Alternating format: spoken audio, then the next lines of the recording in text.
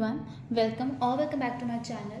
हम बात कर रहे हैं सोशल एंड प्रिवेंटिव फार्मेसी के बारे में, जिसमें हम cholera and SARS already discuss कर चुके हैं। अब बारी है इबोला वायरस की। इबोला वायरस जो डिसीज़ होती है काफ़ी सीवियर और फैटल डिसीज़ है, यानी कि डेथ कॉज कर देती है डायरेक्टली ये।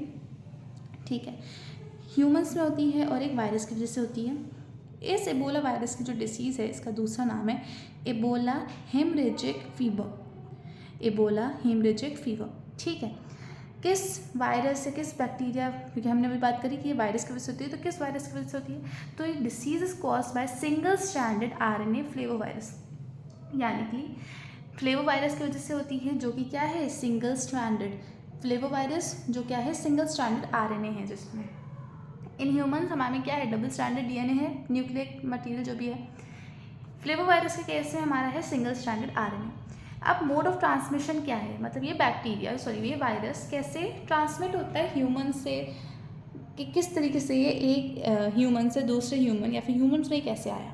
ठीक है, तो ऐसा माना जाता है कि जो इबोला वायरस है ये बैट्स से ओरिजिनेट हुआ है। ठीक है, it is believe that Ebola virus was first originated from bats and spread with when in contact with them, मतलब कि ये सबसे पहले ओरिजिनेट हुआ था हमारे बैट्स में और उसके बाद स्प्रेड हुआ उनके ही थ्रू, जब हम बैट्स के कांटेक्ट में आए इधर डायरेक्टली और इनडायरेक्टली, तो ये हमको भी हुआ।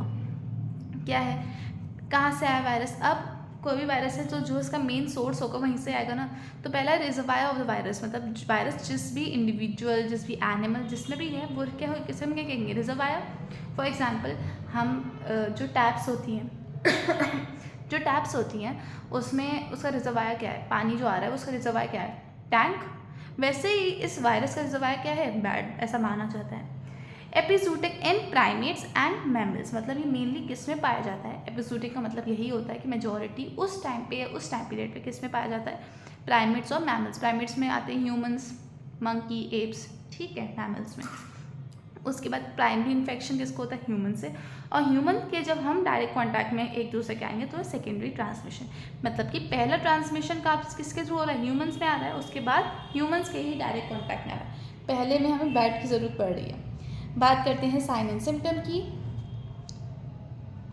तो पहला क्या है, हाई फीवर, हेडेक, ठीक है, बुखार होगा, सर दर्द होगा, डायरिया जैसे सिम्टम्स, यानी कि लूज मोशन वगैरह होगा, वॉमिटिंग की condition, stomach pain, sore throat, गला खराब होगा, एक मतलब बॉडी पेन होगा, बॉडी एक काफ़ी होगा। वेन सीवियर, बहुत जब सीवियर कंडीशन आ जाएगी ना तो ब्लीडिंग स्टार्ट हो जाती है इंटरनली, यानी कि हमारे इंटरनल ऑर्गन्स में ब्लीडिंग स्टार्ट हो जाएगी तो when severe bleeding inside body as well as eyes, ears, मतलब आँखें, ईयर्स से ब्लीडिंग हमें दिखेगी, इंटरनल ब्लीडिंग होगी। ये इसके साइन एंड सिम्टम है। आप देख सकते हैं कितने सीवियर साइन एंड सिम्टम्स है इसके। इससे पहले क्या था, बीपी लो होना, ये सब नॉर्मल था, इतना इशू नहीं था, पर ब्लीडिंग, इंटरनली ब्लीडिंग हो रही है तो वो ज़्यादा बड़ी दिक्कत है। बात करते हैं डायग्नोसिस की, कैसे हम पता कर सकते हैं कि एबोला वायरस से हम इन्फेक्टेड हैं। तो है, ब्लड सैंपल लेंगे, उसमें चेक करेंगे, ठीक है। पेशेंट हिस्ट्री चेक करेंगे कि हम पेशेंट जब काउंसिल करेंगे कि वो ऐसे बैट्स के या किसी ऐसे इंडिविजुअल के कांटेक्ट में तो नहीं आए हैं जिसको ये वायरस ऑलरेडी हो चुका है। अदर डायग्नोस्टिक टेक्निक्स और भी होती है, जैसे कि PCR and ELISA. PCR stands for polymerase chain reaction, ELISA stands for enzyme link immunosorbent assay. ठीक है, ये दोनों टेस्ट आपको मेजॉरिटी, पीसीआर तो हर उसमें दिखता है, बाकी ब्लड सैंपल सब में है, पेशेंट हिस्ट्री भी आप सब में लिख सकते हैं। ठीक है, ये इसका इबोला वायरस का डायग्नोसिस। अब बात करते हैं ट्रीटमेंट के बारे में। ट्रीटमेंट क्या है, फ्रीक्वेंट डिहाइड्रेशन एंड रिहाइड्रेशन। अब डिहाइड्रेशन हमने पढ़ा था कि हमें डिहाइड्रेशन की कंडीशन हो रही थी, इसलिए हम रिहाइड्रेशन कर रहे थे। इसमें लिखा है पहले हम डिहाइड्रेशन करेंगे और फिर हम ही रिहाइड्रेशन करेंगे और फिर वापस से हम ये प्रोसेस रिपीट करते रहेंगे। क्यों कर रहे हैं? अब वायरस को हमें अपनी बॉडी से निकालना है, तो ऐसा तो है नहीं हम फ्लूइड फिल कर देंगे तो वायरस निकल जाएगा। वायरस को निकालने के लिए हमको फ्लूइड बार बार रिफ़िल करना पड़ेगा, उसे रिमूव करना पड़ेगा, फिर रिफ़िल करेंगे, फिर रिमूव करेंगे, जिससे वायरस का जितना भी इन्फेक्शियस मैटर है वो रिमूव हो जाए, टू रिमूव इन्फेक्शियस मैटर। उसके बाद रिप्लेसिंग लॉस ब्लड। अगर ब्लड लॉस हो रहा है क्योंकि इंटरनल ब्लीडिंग का कंडीशन है, तो वो लॉस ब्लड को हम वापस से रिप्लेस करेंगे। Maintaining oxygen status and blood pressure, जो ऑक्सीजन स्टेटस हम मेंटेन करेंगे। अगर ऑक्सीजन की कमी हो रही है ब्लड में तो हम उससे वेंटिलेशन पे रखेंगे और ये सब। ब्लड प्रेशर को मेंटेन करेंगे। इम्यूनो मॉड्यूलेटर यानी कि इम्यूनिटी बूस्टर्स, इम्यूनिटी को बढ़ाने वाली मेडिसिन देंगे। क्योंकि ये डिसीज़ वायरस के थ्रू हुई है तो हम क्या देंगे, एंटी वायरल ड्रग्स, ऐसी ड्रग्स जो वायरस को प्रिवेंट करती हैं, उनको हटाती हैं। और जो भी वैक्सीन्स हैं बोलो की, उनको यूज़ करेंगे।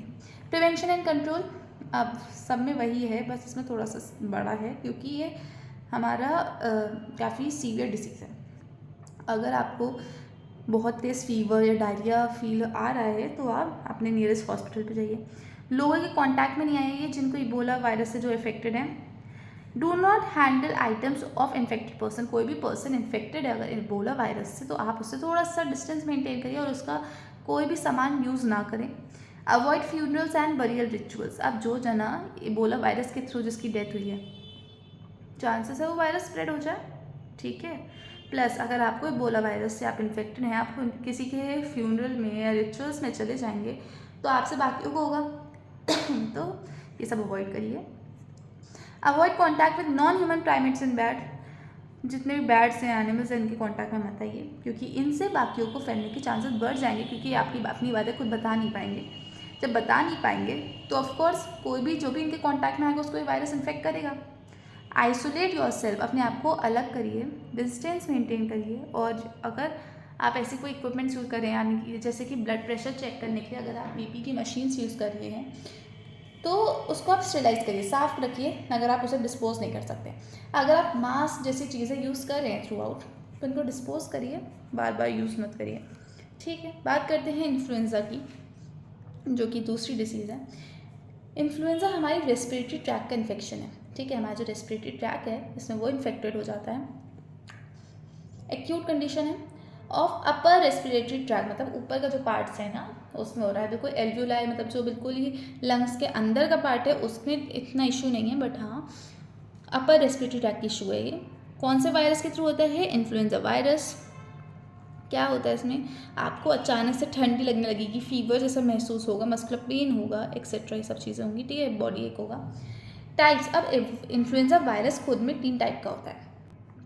पहला है टाइप ए, मॉडरेट टू फीवियर होता है, मतलब सीवियर होता है, या मतलब कि ये थोड़ा सा नॉर्मल है और काफ़ी सीवियर भी हो जाता है अगर टाइप ए इन्फ्लुएंजा वायरस ने आपको इन्फेक्ट करा है। फिर है टाइप बी जो कि माइल्ड है, टाइप सी वो भी माइल्ड है। मतलब टाइप बी और टाइप सी इन्फ्लुएंजा वायरस हमारा माइल्ड है, इतना इशू क्रिएट नहीं करते, बट हाँ टाइप ए काफ़ी सीवियर होते हैं। टाइप ए हमारा ह्यूमन्स और एनिमल्स दोनों को इफेक्ट करता है, ऑफकोर्स सीवियर है, सबको इफेक्ट कर रहा है। दोनों माइल्ड हैं, दोनों सिर्फ ह्यूमन्स को इन्फेक्ट कर रहे हैं। अब मैंने जो मेन डिफरेंसेस हैं वो उतना डिटेल में नहीं बताया क्योंकि इतना इम्पॉर्टेंट तो मैं नहीं कहूँगी, बट हाँ आपके लिए इतनी इन्फॉर्मेशन भी इनफ है। बट अगर आप इतना भी नहीं पढ़ते हैं ना तो आपके लिए प्रॉब्लम क्रिएट कर सकता है क्योंकि आप बी फार्म जैसे किसी कोर्स में हैं जिसमें आपको लोगों को ट्रीट करना है तो उसमें एटलीस्ट आपको वायरसेस, अगर कोई डिसीज़ है तो क्यों हो रही है, कि कौन से टाइप के वायरस है, इनके बारे में बेसिक नॉलेज तो होनी ही चाहिए। डिटेल नॉलेज भी ऑफकोर्स होनी चाहिए, बट एटलीस्ट अगर वो नहीं है तो कुछ तो पता हो आपको। तो ये सब पॉइंट्स मैंने अगर आपको बताए हैं तो कोशिश करिए याद करें। इतना मैंने कोई डिफ़िकल्ट पॉइंट आपको नहीं समझाया है। सारी चीज़ें जो भी मैटर है वो हाँ आपको लग रहा होगा बहुत लेंदी है, बट बिलीव मी, पढ़ेंगे एक बार आपको तुरंत समझ आ जाएगा क्योंकि इतना मैंने हार्श नहीं लिखा है। आप इस कोर्स को ऐसा मत मानिए कि बहुत इजी है, इतना पढ़ना नहीं पड़ेगा, ये सब इतना आप इसमें अपना दिमाग इस सब चीज़ों से हटा के इंस्टेड आप पढ़िए, बातों को समझिए, टॉपिक्स को एक समझिए, ठीक है। बात करते हैं ट्रांसमिशन की, कैसे हो रहा है। कंटेजियस डिसीज़ है, Ebola was not a contagious disease, मैंने आपको बताया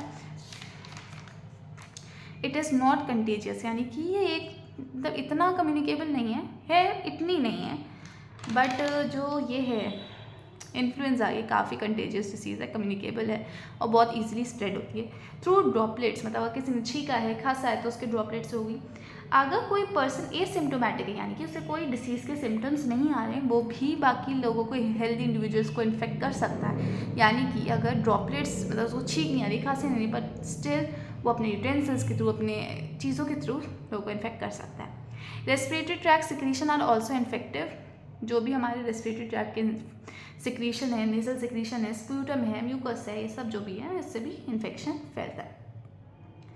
बात करते हैं सिम्टम की, वही फीवर, चिल, हेडेक, डायरिया जैसे सिम्टम्स, एब्डोमिनल पेन यानी कि पेट में दर्द होगा, रनी नोज होगी, ऑफकोर्स नेजल रेस्पिरेटरी ट्रैक का प्रॉब्लम है तो रनी नोज तो होनी है, ऊपर से अपर रेस्पिरेटरी ट्रैक की प्रॉब्लम है, सोर थ्रोट, गला दर्द होगा, हाइपोटेंशन की इशू होगा, बीपी कम होगा, फैटीग, चक्कर वक्कर आएंगे और ब्रेडिकार्डिया। अब लोग हाइपोटेंशन और ब्रेडिकार्डिया को एक ही शब्द समझते हैं कि इसका सिनोनिम है, बट ऐसा नहीं है। हाइपोटेंशन का मतलब होता है लो बीपी, ब्लड प्रेशर कम होना, और ब्रेडिकार्डिया का मतलब होता है लो हार्ट रेट यानी कि हार्ट रेट का कम होना। ठीक है, दोनों में बहुत डिफरेंस है, तो इन दोनों को आप एक मत समझिए। ऐसे ही टैकीकार्डिया और हाइपरटेंशन होती है। टैकीकार्डिया मतलब होता है हाई हार्ट रेट और हाइपरटेंशन का मतलब होता है हाई ब्लड प्रेशर। ठीक है, बात करते हैं डायग्नोसिस की, कैसे डायग्नोस करेंगे।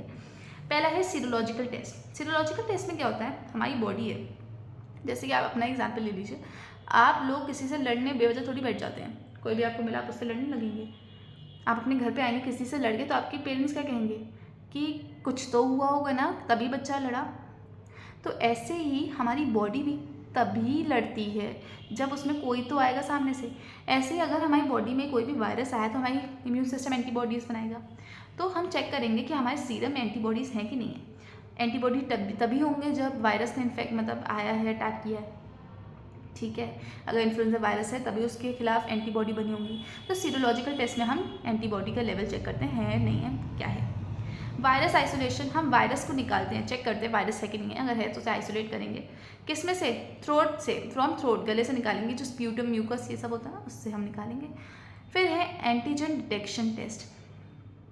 अब एंटीबॉडी किसके लिए बना रही है, एंटीजन के लिए बना रही है, तो हम टेस्ट चेक करेंगे कि एंटीजन डिटेक्ट करेंगे कि हमारे बॉडी में है भी एंटीजन कि नहीं।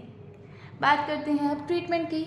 ट्रीटमेंट क्या है इसका, वायरल डिसीज़ है, इन्फ्लुएंजा वायरस से होती है तो हम कौन सी दवाई देंगे, antiviral drugs, antiviral therapy. 2 drugs हैं इसकी, ओसेल्टामिविर, ज़ानामिविर। आप सिर्फ मिविर याद रख लीजिए, बाकी एक है ओसेल्टा, दूसरा है ज़ैना, जो जना सना इन सब से नाम से थोड़ा आपका कोई ना कोई रिलेटिव मिल ही जाएगा। दूसरा है ओसेल्टा। फिर है प्रोफाइलेक्टिक, एंटीबायोटिक्स से भी हम ट्रीट कर सकते हैं। ऑक्सीजन थेरेपी, ऑक्सीजन की कमी हो रही है तो हम ऑक्सीजन प्रोवाइड करेंगे। वैक्सीन जो भी है इस डिसीज़ की वो देंगे। प्रिवेंशन क्या है, सेम, क्लोज कांटेक्ट नहीं आइए, अगर बैड वेंटिलेटेड प्लेस से बाहर रहिए, यानी कि अगर कोई ऐसी जगह है जहाँ पे विंडोज़ नहीं है और वेंटिलेशन नहीं हो पा रहा है, ऐसी जगह पर मत रहिए क्योंकि ऑक्सीजन की कमी हो रही है। अपने आप को आइसोलेट करिए अगर इशू ज़्यादा है। हैंड हाइजीन मेंटेन करिए, हाथों को धोइए, अपने हाथों को मुंह पे मत लगाइए, फेस पे मत लगाइए। फेस के लिए क्यों मना कर रहे हैं, क्योंकि फेस पे हमारे नोज़ है, ईयर्स हैं, आईज़ है, तो ये इन्फेक्शन और बढ़ता रहेगा। Quit smoking and alcohol, smoking और एल्कोहल सब में ही कॉमन है। फिर है गेट इनफ स्लीप, ज़्यादा से ज़्यादा सोइए और अपना स्ट्रेस को कंट्रोल करिए, वरना और इशू क्रिएट हो जाएगा। इससे प्रिवेंट होगी डिसीज़, ट्रीट नहीं होगी। यानी कि अगर आपको ये डिसीज़ अभी ज़्यादा नहीं है या फिर आपके कोई रिलेटिव में फैमिली मेम्बर को है तो आप अपने आप को बचाने के लिए ये सब चीज़ें कर सकते हैं। ठीक है, आपको हल्का हल्का लग रहा है, सिम्टम्स आ रहे हैं, बट हाँ इतना इशू नहीं है अभी, तो आप प्रिवेंशन ले लीजिए। पर एक बार आपको डिसीज़ हो गई तो आपको ट्रीटमेंट पे जाना ही पड़ेगा। ट्रीटमेंट का मतलब ये होता है आपको अपने आप को ठीक करना है। अब आपके पास ऑप्शन नहीं है कि आप प्रिवेंशन लीजिए। हाँ, प्रिवेंशन आप दूसरों को बचा सकते हैं, बट आपको तो हो चुकी है ना, तो आप अपने आप को ठीक कैसे करेंगे, ट्रीटमेंट से। दूसरों को बचाएंगे प्रिवेंशन से, तो आप प्रिवेंशन लीजिए। अगर आपको डिसीज़ नहीं है तो आप उस डिसीज़ को प्रिवेंट कर सकते हैं इन सब पॉइंट से। पर हो गई डिसीज़ तो आपको ट्रीटमेंट के पास जाना पड़ेगा। ट्रीटमेंट आप कैसे करेंगे, अगर आपको पता ही नहीं डिसीज़ कौन सी है तो आप ट्रीट कर पाएंगे नहीं, तो आपको क्या करना पड़ेगा, डायग्नोस करना पड़ेगा। और डायग्नोस किसके थ्रू करेंगे, सिम्टम्स। अगर किसी इंडिविजुअल को सिम्टम्स ही नहीं आने तो क्या डायग्नोस करेंगे, पता ही नहीं चलेगा उस जने को कि हाँ मेरे को कोई दिक्कत हो भी रही है। तो सिम्टम्स के वजह से हम डायग्नोस करेंगे। किसी भी इंडिविजुअल को सिम्टम्स आ रहे हैं तो हम डायग्नोस करेंगे, डॉक्टर के पास जाएगा, डॉक्टर उसे ट्रीट करेगा और उसके बाकी फैमिली मेम्बर्स को प्रिवेंशन के तौर पे बताएगा कि आपको क्या क्या चीज़ें करनी है। ठीक है, काफ़ी नॉर्मल चीज़ें हैं, इतना कोई हार्श नहीं है। ये पता होना चाहिए डिसीज़ क्या है, कैसे होती है, किससे होती है, बाकी ट्रीटमेंट पता होना चाहिए। उसके अलावा काफ़ी चीज़ें कॉमन ही हैं अगर आपने देखा हो। नेक्स्ट वीडियो में हम बात करेंगे बाकी की डिसीज़ के बारे में। वीडियो अच्छी लगी तो लाइक करिएगा। Thank you for watching.